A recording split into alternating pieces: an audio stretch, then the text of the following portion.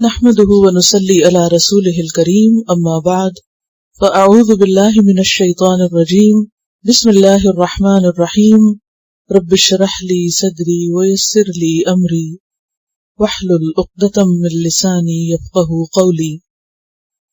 سبق number 313، lesson number 313، سورۃ الکافرون، سورۃ الماعون کے بعد اتری.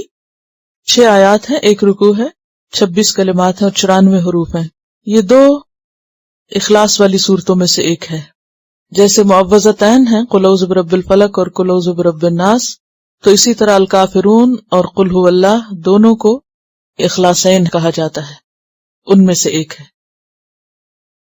اور اس صورت کی اہمیت کا اندازہ آپ اس سے لگا سکتے ہیں کہ آپ صلی اللہ علیہ وسلم اس کو ہر روز فجر کی 2 سنتوں میں، مغرب کی نماز کے بعد جو سنتیں ہوتی ہیں ان کی 2 رکعتوں میں، وتر کی دوسری رکعت میں اور طواف کی 2 رکعتوں میں سے پہلی رکعت میں، یعنی روزانہ فجر کی 2 سنتوں میں سے پہلی رکعت، مغرب کی 2 سنتوں میں سے پہلی رکعت، وتر کی 3 رکعتوں میں سے درمیانی رکعت، طواف کی 2 رکعتوں میں سے پہلی رکعت میں اس سورت کی تلاوت کیا کرتے تھے.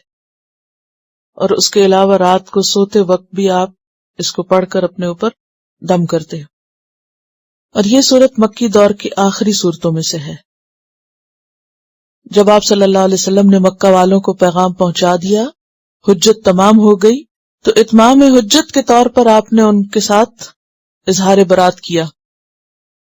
قل، آپ کہہ دیجئے، یا ایھا الکافرون، اے کافرو، یعنی آپ کو کہا گیا کہ آپ اعلان کر دیجئے کہ اے کافرو، یعنی اے مشرکین مکہ، لا اعبدو، نہ میں عبادت کروں گا یا نہیں میں عبادت کرتا، ما تعبدون، جن کی تم عبادت کرتے ہو. کن کی عبادت کرتے تھے وہ؟ بتوں کی. جن ہستیوں کی تم عبادت کرتے ہو میں ان کی عبادت نہیں کرتا. ولا انتم، اور نہ تم، عابدون، عبادت کرنے والے ہو، ما اعبدو، جس کی میں عبادت کرتا ہوں، یعنی جس رب کی میں عبادت کرتا ہوں تم اس کی عبادت نہیں کرتے ہو.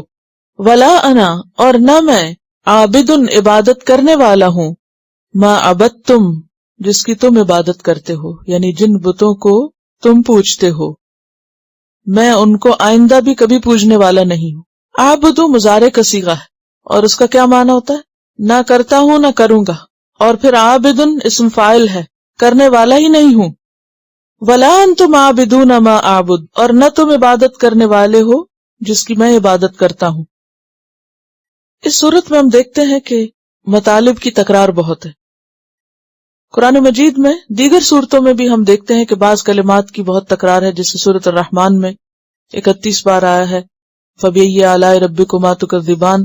اسی طرح سورۃ المرسلات میں وَيْلٌ يَوْمَئِذٍ لِّلْمُكَذِّبِينَ، اور اسی طرح ایک اور صورت میں سورۃ القمر میں وَلَقَدْ يَسَّرْنَا الْقُرْآنَ لِلذِّكْرِ فَهَلْ مِن مُدَّكِرٍ. اسی طرح کچھ اور صورتوں میں بھی الفاظ کی تکرار اور آیات کی تکرار بار بار ہوئی ہے. تو یہاں بھی ہم دیکھ رہے ہیں کہ لا اعبد ما تعبدون، اور پھر ولا انتم عابدون ما اعبد، یعنی ولا انتم عابدون ما اعبد کی تکرار جو ہے وہ 2 بار ہوئی ہے. اور اسی طرح جو لا اعبد ما تعبدون اور لا انا عابد ما عبدتم معنی کے اعتبار سے متکرر بات ہے. ایک تو یہ ہے کہ تکرار لفظی ہے، اور تکرار لفظی جو ہے وہ تکرار معنوی پر دلیل ہوتی ہے.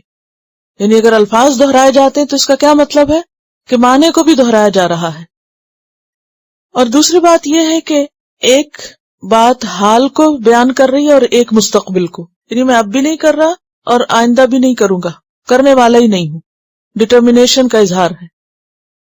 اور تیسری بات یہ کہ کفار ہمیشہ کے لیے مایوس ہو جائیں کہ ایسا ہو ہی نہیں سکتا کہ اللہ کے ساتھ کسی غیر اللہ کو کوئی مومن شریک کرے. لکم دینکم ولی دین، تمہارے لیے تمہارا دین اور میرے لیے میرا دین. ان کا دین کیا تھا؟ دین شرک تھا، یعنی تم اپنے دین کی پیروی کر رہے ہو اور میرا اپنا دین ہے، یعنی میرا دین تمہارے دین سے مختلف ہے، یہ ایک نہیں ہے. اب دیکھیے کہ بہت دفعہ آپ نے وحدت ادیان کی بات سنی ہوگی کہ ہر دور میں یہ کوششیں ہوتی رہتی ہیں کہ سارے دینوں کو ملغوبہ بنا کے ایک دین بنا لیا جائے. باقی سارے تو اکٹھے ہو سکتے ہیں لیکن اس میں اسلام شامل نہیں ہو سکتا، کیونکہ یہ اللہ کا فیصلہ ہے.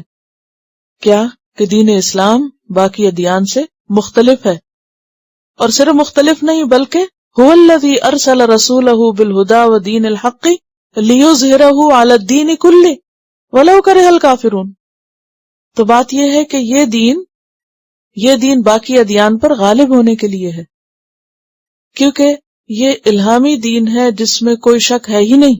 صرف یہ وہ واحد دین ہے کہ جس کی کتاب اور جس کی تاریخ محفوظ ترین ہے، جس کتاب میں 1400 سال سے کوئی تبدیلی نہیں ہوئی. اس مقابل کی کوئی کتاب کسی اور کے پاس نہیں ہے. اس دین کے لانے والے پیغمبر کی تاریخ حرف بحرف محفوظ ہے، آپ کی سیرت محفوظ ہے، آپ کے بولے ہوئے الفاظ کو لاکھوں کی تعداد میں افراد نے مل کر محفوظ کیا ہے. پوری ایک تاریخ ہے اس کی، اور اس معاملے میں کوئی دوسری قوم اس کے مقابل نہیں. لہذا یہ نہیں ہو سکتا کہ ایک سچائی کسی مشکوک چیز میں شامل کر دی جائے. سچائی تو روز روشن کی طرح واضح ہے، الگ ہے. اندھیرا اندھیرا ہے اور روشنی روشنی ہے. سورۃ الزمر میں آتا ہے قل افغیر اللہ تأمرونی اعبد ایھا الجاہلون، کہہ دیجئے کہ کیا اللہ کے سوا کسی اور کی میں عبادت کروں، اس کا تم مجھے حکم دیتے ہو اے جاہلو. یہ تو ہو ہی نہیں سکتا کہ جو شخص ایک اللہ کو ماننے والا ہو پھر وہ ایک اللہ کے ساتھ کسی اور کو بھی شریک کر لے. اور دین کا ایک مطلب جزا بھی ہے، یعنی تم جو کچھ کر رہے ہو تم اپنی جزا پاؤ گے، اور جو کچھ میں کر رہا ہوں اس کی جزا مجھے ملے گی. لہذا تم اپنے طریقے پر ہو، میں اپنے طریقے پر ہوں. ہر ایک اپنے اعمال کا خود ذمہ دار ہے. سورۃ یونس میں بھی آتا ہے وَإِن كَذَّبُوكَ فَقُل لِّي عَمَلِي وَلَكُمْ عَمَلُكُمْ أَنْتُمْ بَرِيئُونَ مِمَّا أَعْمَلُ وَأَنَا بَرِيءٌ مِّمَّا تَعْمَلُونَ. کیا معنی اس کا کہ اگر وہ تجھ کو جھٹلاتے ہیں تو آپ کہہ دیجئے کہ میرے لیے تو میرا عمل ہے اور تمہارے لیے تمہارا عمل. تم اس سے بری ہو جو میں کر رہا ہوں اور میں اس سے بری ہوں جو تم کر رہے ہو. سورۃ القصص 55 میں بھی آتا ہے لنا اعمالنا ولکم اعمالکم. جب 13 سال تکلیفیں اٹھا کر یک طرفہ پیغام پوری طرح پہنچا دیا تھا اور اس کے بعد کہا ہم نے پیغام پہنچا دیا، اب جو تمہیں کرنا ہے کرو. پیغام پہنچائے بغیر ایسی برات کسی سے نہیں کر سکتے جب تک میسج کنوے نہ کر دیا جائے. کسی کو اس کے عمل کے لیے اسی وقت چھوڑیں گے نا کہ جب آپ نے اس کو اچھے برے کا سارا فرق بتا دیا. یہ بالکل ایسے ہی ہے جیسے آپ اپنے بچے کو سب کچھ سمجھانے کے بعد آخر میں کیا کہتے ہیں جب وہ بالکل نہ مانے، اب جو تمہارا دل چاہے کرو، میں نے تم کو بتا دیا. اور دوسری بات یہ کہ کفار مکہ کو ایک طرح سے مکمل طور پہ مایوس کر دیا گیا، کیونکہ ان کا خیال یہ تھا کہ محمد صلی اللہ علیہ وسلم پر کسی نہ کسی طرح سے دباؤ ڈالا جائے گا تو یہ کمپرومائز کر لیں گے اور ہمارے بتوں کو برا بھلا کہنا چھوڑ دیں گے. اور اس کے لیے وہ ڈیلیگیشن کی شکل میں آئے بھی تھے کہ آپ صرف ان پر ہاتھ رکھ دیں ہم آپ کا دین قبول کر لیتے ہیں. کہا گیا کہ نہیں، یہ نہیں ہو سکتا، کیونکہ اللہ کے رسول صلی اللہ علیہ وسلم آخری رسول تھے اور وہ حق اور باطل کا فرق واضح کرنے کے لیے آئے تھے. اور اگر آپ اپنا یہ مشن مکمل نہ کرتے اور کسی بھی طرح کمپرومائز کر لیتے تو اس کا نقصان کیا ہوتا؟ آج ہمارے سامنے خیر اور شر کے پیمانے واضح نہ ہوتے، ہم فرق نہ کر پاتے کہ کیا ٹھیک ہے اور کیا نہیں ہے، کیا اچھا اور کیا برا ہے. تو بنیادی طور پر بات یہ ہے کہ اس بات کو واضح کیا گیا ہے کہ دین اسلام اور غیر دین ایک نہیں ہے، وہ الگ ہے، وہ الگ ہے. جی ہاں، یہ دین خالص ہے، کسی اور چیز کی آمیزش اس میں ہو نہیں سکتی، کی نہیں جا سکتی. تلاوت.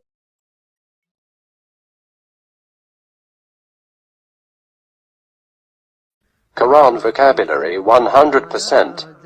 The best application to understand Quran. Study with flashcards. Word list. Learn 25% of Quran vocabulary in 7 days. Multiple MCQs to practice and test vocabulary. Single choice. Multiple choice. True, false. Bookmark difficult words. Study wrongly answer words. Test your skills. 12 essential grammar lessons at Learn Quranic Grammar. You can select number of word to study from bookmarks. Select number of times wrongly answered words for study. Test your skills with multiple choice, flashcard, true-false, matching words and single choice MCQs. Grammar lessons are available in PDF format. Native Quranic and Urdu fonts. Available at Google Play and Apple App Stores. Download it today to contribute in the Islamic Apps Development Project. Quran vocabulary 100% in Urdu. Visit smartappsweb.com.